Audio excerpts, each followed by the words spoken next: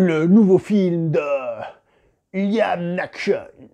Bienvenue chez le beau parleur de l'action et du ciné d'auteur. Bonjour à vous les cinéphiles et bienvenue dans cette critique en post-projection du film The Good Criminal. Ça c'est le titre français, The Good Criminal. Hein. Et donc le titre original c'est The Honest Thief. C'est pas tout à fait la même chose, évidemment, surtout que c'est de l'anglais, donc s'ils ont pris d'autres mots, c'est forcément que c'est pas tout à fait la même chose. Je trouve que le titre The Honest Thief correspond un petit peu plus, donc ce qui veut dire le voleur honnête. Voilà. C'est un film qui est réalisé par un certain monsieur Mark Williams.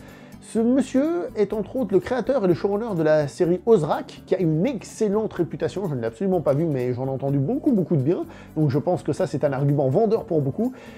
Sinon, en matière de cinéma, il a réalisé un film qui s'appelle Last Call avec Gerard Butler et Brie Larson entre autres, que je n'ai pas vu, et qui a lui aussi une réputation plutôt bonne, donc sans connaître, on va dire, l'œuvre de cette personne, parce qu'il n'a pas fait grand-chose, à part ça il n'a rien fait, hein, à part ce que je vous ai dit là, mais on peut quand même lui donner un bénéfice du doute très raisonnable, et pourquoi pas, Liam Neeson, dans un film d'action, on a déjà vu ça, généralement c'est plutôt cool, évidemment il y a des daubes, vous savez lesquels c'est, mais sinon ça reste des petits films d'action, des petites séries B honnêtes, et qui ont aussi l'avantage de nous raconter ces histoires avec un acteur un petit peu plus âgé, et donc aussi de nous montrer des scènes d'action de personnages un petit peu plus âgés, donc qui varient un tout petit peu du point de vue classique du cinéma d'action qu'on a eu l'habitude de voir, mais bon ça, j'ai pas besoin de vous le dire, c'est tellement évident. Donc dans le rôle principal, on a monsieur Liam Neeson, on a l'actrice Kate Walsh, nous avons Jai Courtney, le fameux Jai Courtney que tout le monde adore, qui a fait plein de films, je sais pas, on l'avait vu dans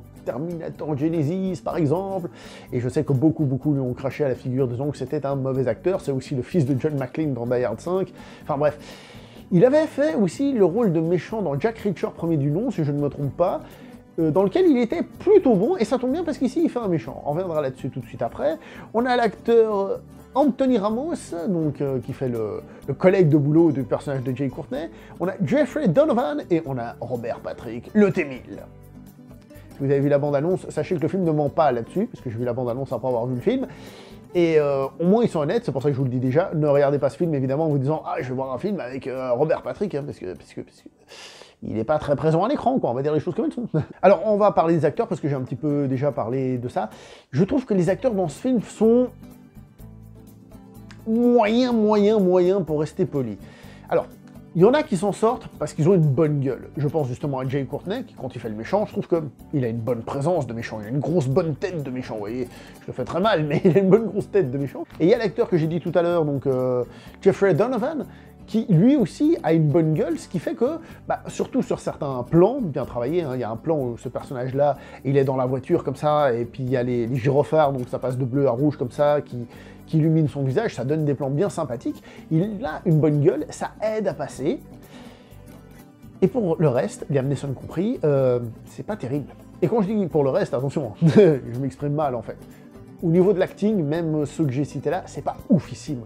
Liam Neeson, c'est pas que je ne l'aime pas, hein, que les choses soient bien claires, au contraire, j'apprécie plutôt bien, mais on sent que dans ce film, il est pas du tout en train d'appuyer sur l'accélérateur, il est un peu en mode, bon bah voilà, je suis là, quoi. Et c'est un petit peu dommage, parce que le film se veut avoir des passages un petit peu dramatiques, et comme l'actrice, donc, comment elle s'appelle, Kate Walsh, j'aurais dû apprendre les noms des acteurs par cœur, ça aurait été plus facile, mais je suis très mauvais à ce jeu-là.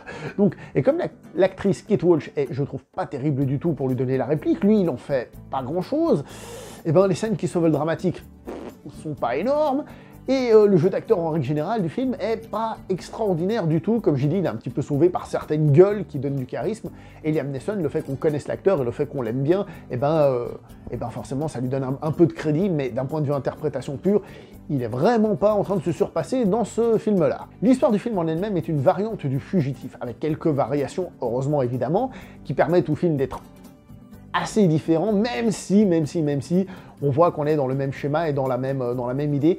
Ainsi, il y a certains personnages que j'ai pas envie de vous raconter, mais certains personnages qui sont quasi obligatoires dans ce genre de film, et ils sont là, et ils tiennent leur rôle, et ils font ce qu'ils doivent faire. Ils accomplissent la fonction pour laquelle ils ont été créés. Donc ce que je veux dire par là, c'est que c'est l'idée du Fugitif, avec une petite variante, mais au final, on retombe quand même un peu sur les mêmes schémas.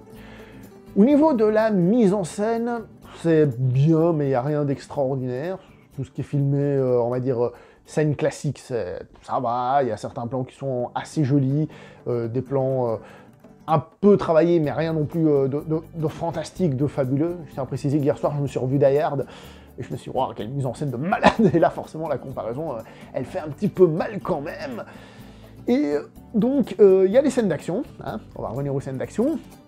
Elles sont pas mal filmées, dans le sens où tout est lisible, tout est très clair, ça c'est très bien. Par contre, elles manquent un peu de peps. Elles manquent un peu de peps. Est-ce que c'est dû à un montage pas assez cut? Non, je pense pas, clairement pas. Mais c'est sans doute dû à une exécution des différents éléments qui auraient dû être un petit peu plus rentre-dedans, un petit peu plus rapide, un petit peu plus énergique. Ça manque un petit peu d'énergie à ce niveau-là. D'ailleurs, je vais pas vous mentir, j'ai eu l'impression que Papy Liam Neeson, bien que je l'aime bien, eh ben, on commence à ressentir un petit peu le poids des années dans ce qui est de l'exécution physique. Alors évidemment, c'est un film, hein, donc il y a les coupures qui font que, et tout ça, ça passe. Mais je veux dire, j'ai eu l'impression qu'à certains moments, il avait un peu de peine physiquement. Peut-être en fait qu'il a fait ce film juste pour encaisser un chèque et qu'il s'en foutait un peu. C'est un peu une impression que j'ai, sans doute fausse, mais c'est un peu l'impression que j'ai quand même. Heureusement, le film ne repose pas que sur ces scènes d'action, et je vais même être honnête, il y a assez peu de scènes d'action dans ce film. En réalité, le film joue plutôt la carte de la tension. Pour être simple, quelqu'un qui tient l'autre en joue et on ne sait pas ce qui va se passer, puis à ce moment il y a quelqu'un qui toque à la porte et oh zut, il faut ouvrir, mais comment on va faire, etc. etc. C'est plus ce genre de tension-là, qui est plutôt bien faite. J'avoue que le film fonctionne plutôt bien, on rentre dedans. Et donc, même s'il n'y a pas d'action pan, si vous voyez ce que je veux dire, on est quand même plutôt pris dedans, c'est-à-dire que la chose fonctionne plutôt bien. Au niveau de la production design, on se rend compte qu'on n'est pas dans un très très gros budget, ça se ressent clairement. Et à un moment donné, par exemple, il y a une explosion absolument dégueulasse. Enfin, dégueulasse, c'est pas qu'elle soit moche, le feu bouge bien et tout, mais on voit que tout est fait en CGI et j'ai vraiment de la peine avec ça, moi. Et donc, au niveau des décors, de la mise en scène et tout ça, en fait, il n'y a rien de flamboyant. Ce qui fait que j'ai un peu l'impression, en regardant ce film, de regarder, je sais pas moi, un bon épisode de série télé, mais un bon épisode, hein, un peu d'une certaine manière, même si ça n'a rien à voir au niveau de la mise en scène et tout ça, mais pour vous donner une idée, je sais pas moi, un 24 heures chrono, vous voyez, la série, 24, d'accord? Rien à voir, comme je vous ai dit, hein, ni dans la tension, ni dans la mise en scène, ni dans le style d'histoire, mais plus dans le sens où on a quelque chose qui est filmé pour être plus ou moins efficace, avec des défauts. C'est correct, mais pas extraordinaire, mais au moins ils font pas comme certains qui se votent complètement. Il n'y a pas trop de message ou de dialogue dans la mise en scène. Ce que je veux dire par là, c'est qu'elle nous transmet pas spécialement des choses, il n'y a pas quelque chose dans la mise en scène qui vient nous taper sur la gueule. C'est plus une mise en scène qui raconte le film sans apporter quelque chose en plus. Et à ce niveau-là, ça rend le film un petit peu quelconque et passe-partout. Alors, est-ce qu'on passe un mauvais moment devant ce film? Non, non. Moi, j'ai passé un agréable moment, en sachant que c'était une petite série B. Je pense même à un truc qui aurait pu être un direct-to-video. Je sais même pas ce qu'il en est, hein, mais chez nous, il sort au cinéma. Mais il n'est pas impossible que s'il n'y avait pas eu le Covid, eh ben, il ne soit pas passé au cinéma. Même si les films d'action de Liam Neeson sortent au cinéma, sans doute, parce qu'il y a, on va dire, une mouvance générale, une mode, on va dire, qui persiste. Tant mieux, hein. Mais le film en lui-même n'a pas une prestance extraordinaire pour attirer les gens, que ce soit dans son scénario, que ce soit dans ses scènes d'action, que ce soit dans sa mise en scène, que ce soit dans son jeu d'acteur. À tous les niveaux, il est très moyen. Et si on apprécie ce genre de film, bah, on peut y prendre du plaisir. Mais si on apprécie ce genre de film, on en a vu des bien meilleurs, et on sait qu'il y en a d'autres bien meilleurs à voir aussi. Je vais m'arrêter là pour cette vidéo. N'oubliez pas de liker, commenter, partager, on se revoit prochainement pour une prochaine vidéo. Jusqu'à là, portez-vous bien. Ciao. Bienvenue chez le beau parleur de l'action et du ciné d'auteur. Vous croyez vraiment que les gens y croient quand je dis que je suis honnête, que j'aime bien les films d'action avec Liam Neeson, en fait? Et c'est pas une blague en plus.